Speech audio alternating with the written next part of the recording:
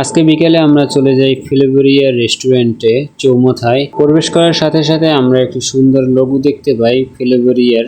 তারপরে আমরা ফিলিবেরিয়া রেস্টুরেন্টের ভিতরে প্রবেশ করি।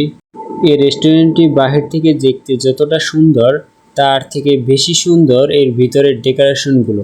এই রেস্টুরেন্টটি ছবি তোলার জন্য খুবই পারফেক্ট, কারণ এই রেস্টুরেন্টের ডেকোরেশন খুবই সুন্দর, যার কারণে ছবিগুলোও সুন্দর হয়। তো চলেন আমরা এক নজরে ডেকোরেশনগুলো দেখে আসি।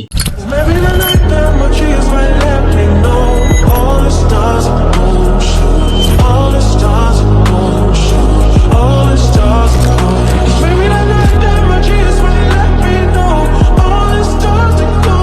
ডেকোরেশন তো খুবই সুন্দর, বাট এর খাবারের অবস্থা কি, খাবার খেতে কেমন, চলেন আমরা দেখে আসি। তারপরে আমরা একটা পিৎজা অর্ডার করি। আসতে কিছু সময় লাগায়। আমরা রেস্টুরেন্টে ঘুরে ঘুরে দেখতেছিলাম, অনেক জায়গা নিয়ে একটি কমিউনিটি সেন্টার তৈরি করা হয় এবং এখানকার ডেকোরেশন খুবই সুন্দর। তো কিছুক্ষণের ভিতরেই আমাদের পিৎজা এসে পড়ে। তো চলেন দেখা যাক এখানকার পিৎজা কিরকম।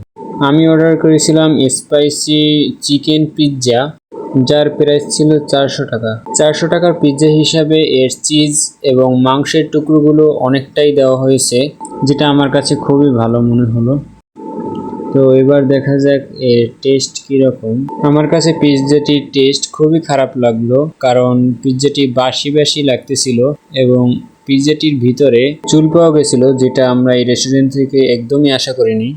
পিৎজা বাদে অন্য সব খাবারগুলো খুবই ভালো ছিল এই রেস্টুরেন্টের, বাট পিৎজা এই রেস্টুরেন্টের খুবই খারাপ অবস্থা।